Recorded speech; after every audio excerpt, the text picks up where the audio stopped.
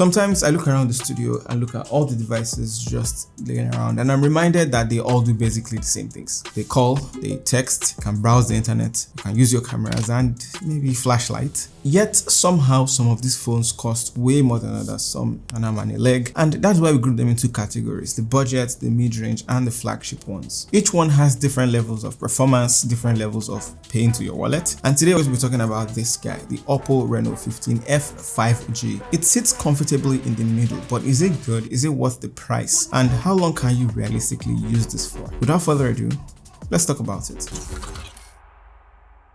Experiences are different across phones when it comes to unboxing. Some phones just come with the essentials, while others will pack a bunch of stuff. But what exactly do you get in the box of this guy? Let's see. You get a shiny silver box with what looks like a Northern Lights inspired design across it. Once you lift the lid, the first thing that you see is a white compartment sitting on top of it, and inside that you get a transparent phone case, which is always nice to see in the box. Remove that and you will get to the phone itself wrapped in this white paper, and you'll find the rest of the accessories beneath the phone. You get an 80-watt fast charger, a SIM ejector tool, a USB Type-C cable, and that is all you get. For a mid-range device, you are actually getting more here than some flagship phones offer these days. Although I do wish it came with a screen protector, that would have been a nice addition, but it is what it is. Now, when it comes to smartphones, design is usually one of the first things that separate budget phones from mid-range phones and flagship phones. So let's take a closer look at what this one offers. One thing I've always liked about OPPO is their design. I said it when I saw this previous phone, the A6 Pro. Very good phone, very good design.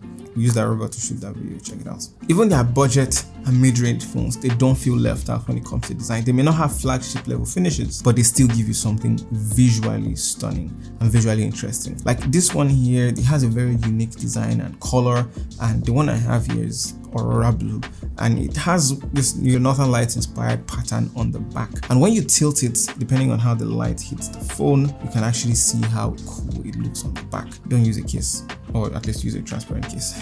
At the back, you get 3 cameras alongside the LED light. On the right side, you get the volume and power buttons, while on the left side, it is completely plain. At the top, you get these cutouts, including the microphone. Up front is a punch-hole selfie camera, a speaker grill, and the optical fingerprint sensor on the screen. At the bottom is the speaker grill, a USB Type-C port, another microphone, and the dual SIM card tray. In terms of build quality, design might be the first thing you notice, but the quality is one of those things that tell you whether this phone is worth its salt. The OPPO Reno 15F 5G feels relatively slim in the hand, and it doesn't feel bulky during use. It has a balanced weight to it, so holding it for a long period of time, whether you're scrolling, typing, watching videos, or just holding it like this, doesn't feel uncomfortable. In terms of durability, it comes with the IP69 water and dust resistance rating, which means that it is designed to handle dust, splashes, tough conditions better than many phones in the category that don't have this rating at least. That said, it is still important to handle this phone carefully, since it is a device, after all it's a smartphone, has electronics in it. On the front, you're also getting Corning Gorilla Glass Plus protection, which helps protect against everyday scratches from things like,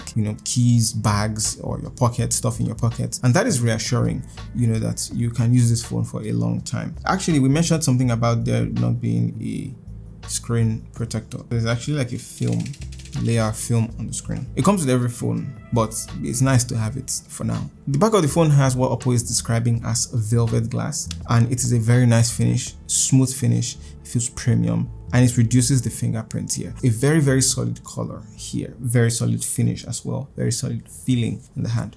Well done. Now, when it comes to smartphones, the display is one of the biggest factors that affect how expensive a phone becomes. Budget devices usually settle for simpler screens, while flagship phones, they push for the best brightness, the best colors, the best quality, best smoothness, every of the best things that they can offer. So what does the OPPO Reno 15F give you? You get an AMOLED display, which already puts it in a good position for a mid-range device. AMOLED panels are known for producing deeper blacks and more vibrant colors, and you can definitely see that on here. on this phone. The picture quality here is really good. It feels really premium to the eye, and there are no color bandings, of course. And the app icons, the text, they really pop out. I said it before, I really like OPPO's typography. I like their interface. I like how they structure their stuff on their phone. Very, very good. Same thing with watching videos, looking at pictures, or even gaming.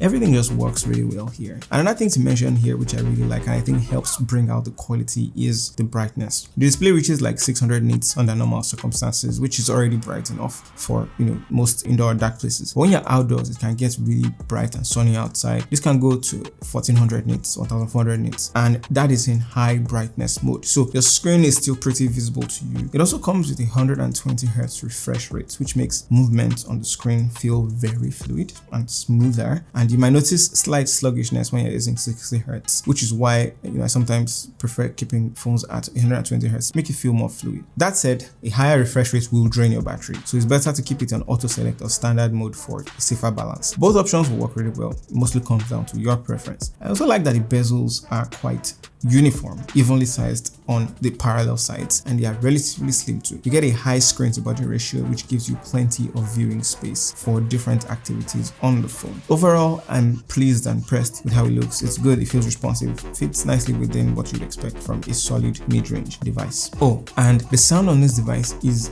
easily one of my favorite features. Not only does it get really loud, but it also maintains its quality. Plus, they give you the option of boosting the device's volume up to 300%.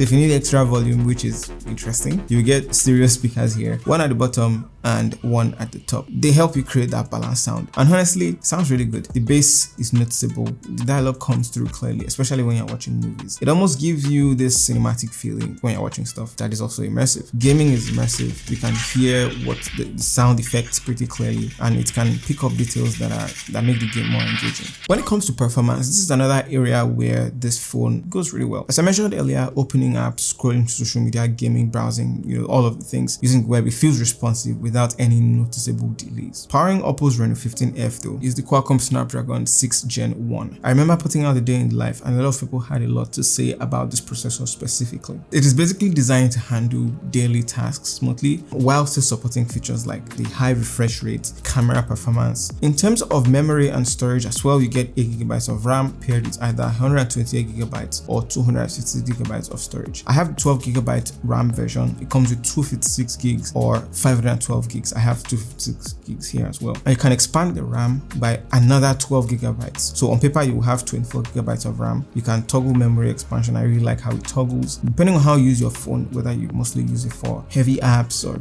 regular tasks, you can decide how to make the most of this. It also optimizes your RAM to free up space for apps that are in use and deprioritizing apps that are not in use. For multitasking, you get features like split view and floating windows, and again, because of the UI, I like how OPPO implemented that here. If you simply drag the app up, you can move it to the left and it will pop into split view, and move it to the right to pop into floating window. Pretty cool implementation, design flow. Kudos to OPPO again. They also let you lock apps when you want to close the apps in multitasking. Maybe I want to keep my music app open and close the rest of the apps. I can look for my music app, lock it, and close everything. Everything clears except my music app. I can even hide previews of my app. So if I open my multitasking bar and I don't want people to see what is on the next app that I was using before, that is also available here. When it comes to gaming performance, I think it's quite reliable here. Normal games will run without any issues here, and even more demanding games like Call of Duty, Diablo Immortal, they will play comfortably here on medium to high settings. Now this is depending on the game. During longer gaming sessions, the phone will hold this performance well without noticeable lag that will interrupt the gameplay, and the movement of characters will feel stable, and the touch response will be very accurate. Now heat management is the one that is fairly decent that you want to be thinking about. The phone will warm up after extended gaming periods, and that is expected. It's not warm to the point where it's uncomfortable to hold, but you can feel the presence of the warmth there. You also get game assist, which will help you optimize your gaming experience, and I think it's useful for details like internet speed, frame rate, and device temperature while you are playing games. And we also ran an Antutu benchmark test here. A mid-range phone like this, going ahead to the previous flagships, I think it's not bad. Beyond performance, you get OPPO AI features including AI Writer, AI Translate, AI Voice Scribe, which can read and summarize and translate stuff for you. In the gallery, you also get access to AI Editor, which gives you several tools to enhance and refine your photos for better results. Now let's talk camera. OPPO Reno 15 F5G comes with a triple camera setup. You get a 50 megapixel main wide camera supported by an 8 megapixel ultra wide camera and a 2 megapixel macro camera. Now let's start with the main camera. I took these pictures during our day in the life video under good lighting conditions, and a few people commented on the camera's quality. They saw me taking pictures, they kept asking, what brand of phone is that? Anyway, these are the results that I got. They are quite good, decent. They are sharp and the colors, they pop out naturally. The images maintain my natural skin color, although you will notice a little bit of editing around your hair. It is nothing major, and did I mention that I love how sharp the details are? Especially on people, they look well. You can almost feel the skin texture through the pictures. It's really clean. The 50 megapixel main camera is the one responsible for this, and it offers 1 to 10 times zoom. And even at 10 times zoom, you still get enough details, although you'll start to notice some noise and slight pixelation. HDR works well here, especially when it is bright outdoors or in bright outdoor scenes. You get balanced highlights, shadows, so you don't lose details in the sky or darker areas. If you want to edit your pictures, you get AI assistance with AI editors that allow you to edit your pictures with these options. You can recompose, erase objects, or subjects, add light into the picture, add portrait glow effects, enhance a lot of these things, reflections. They are all standard editing tools, and many of them come even in paid apps. These all come bundled with your phone. The 8 megapixel ultra wide camera performs decently at 0.6x in terms of the wide shot, although there's going to be slight distortion around the edges, which is normal for wide angle lenses. However, it is not distracting. Here's what the main camera interface looks like. You get Pro for more professional, settings, videos, portraits, and more. And here's what pictures taken with the portrait mode looks like. They're also quite sharp and vibrant, and I like that by default you get the right amount of blur. Of course, you can change this to your preference. For the macro shots, you have to go to the More tab and you'll find it there alongside these other options. I've noticed a lot of people are also using this dual view camera, as you can see Kelechi right there, and I'm glad that there's a good use case for it. So there you go. I think it's something that you can try. There's also underwater mode. When you select it, you get a set of instructions. Basically, when you're underwater and use underwater mode, you lose touch control of your screen, but they also warn you that you shouldn't go underwater for more than 30 minutes. I think it's useful. Underwater mode is nice, and you even get features like opening your gallery and selecting a bunch of photos to create collages using just your phone. Again, these are like stuff you get in paid apps that are available on your phone just out of the box. For video recording, you can record up to 4K at 30 frames per second and 1080p at 60 frames per second for both the rear and the front facing camera. Here's some of the videos made during the day in the life. And this is one that I'm making now in 4K at 30 frames per second on the OPPO Reno 15F 5G. Let me know what you guys think about this video quality plus the audio quality in the comments below. Video stabilization also does a good job at keeping the footage steady, especially when you're walking or shooting handheld. It is not exactly gimbal level, but it does make the videos look much smoother, and you're locked in at 1080p for stabilization. The 50 megapixel selfie camera does well with skin tones and overall colors. It keeps them natural looking without making your face look too bright. And even in bright lighting, the details, they stay sharp without looking overly processed. For low light selfies, the screen light under the flash option helps brighten the face. And there's something new as well, at least I've not seen it anywhere else. It's called Always On, and with it, you get these color options on the screen to give your face, if you're taking a selfie, give your face a slight tint. Although you might notice a slight drop in sharpness compared to daylight shots, it's there for maybe stylistic shots or stylistic selfies. There's also a motion feature here where when you take a picture, it captures a burst of images that look like a mini video, and you can slow it down for a more dramatic effect. I think it's cool. It's like live photos on the iPhone as well. These are some of the pictures that I took in super night mode under poor lighting conditions and at night. I think they're good.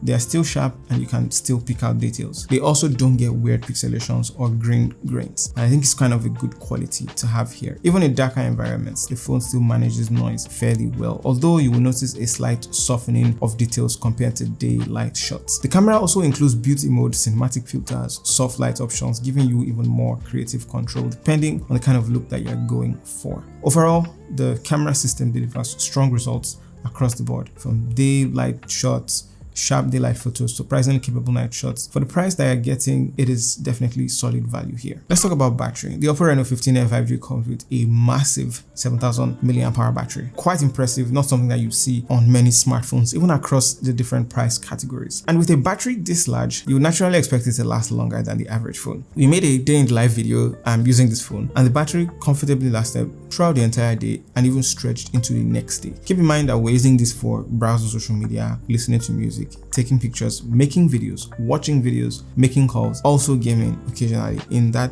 time period. Even with heavy tasks, the battery will hold up well and it should be able to get most people through a full day of use without charging. And when you do need to recharge, you get 80-watt fast charging, which makes a lot of difference. It should take around 64 minutes to get fully charged. And one thing I appreciate here is the 80-watt charger that comes in the box, which you don't always get these days, even with some mid-range and some flagship phones. You don't get a power adapter. OPPO did a great job with the battery here. The combination of that long battery life, fast charging, makes the phone feel very dependable. So great job, and decent job. I say fast charging because this is a large battery. 64 minutes to charge a 7000 mAh battery. I don't think it's so bad. In terms of connectivity, the OPPO Reno 15F 5G supports 5G, of course, so you get better speeds depending on your SIM's network. And you also get Wi-Fi, Bluetooth, GPS, USB-C connect, all the standard stuff. The calls will sound clearer. They sounded clearer in our testing. It supports dual SIM. It is useful in managing 2 lines. I didn't see an eSIM option in the phone. I googled around. I saw that it's capable of eSIM. Some say it's not capable of eSIM. When I checked the settings, I didn't find any option to add an eSIM. This doesn't seem to have an eSIM. As for the pricing of the OPPO Reno 15F 5G, it sits in the mid-range category. The exact price depends on the RAM variants that you want to choose as well as your location. As I time making this video, this phone starts at around 680,000 naira, and in the dollar price it's $488, and this will only go higher depending on the storage option that you choose or the one with higher RAM. Considering that the battery is a large one, capable processor, overall good performance, do you think this phone is worth 680,000 naira or $490? Would you be getting one? Let me know in the comments below. I personally really like the design a lot and the typography a whole lot. That is just me. That's my preference with OPPO devices, and I've seen this consistently over time, so shout out to OPPO. Thank you so much for watching. If you want to see this other beautiful OPPO phone, we made a very cool video about it. Check it out right here. I'll see you guys in that video.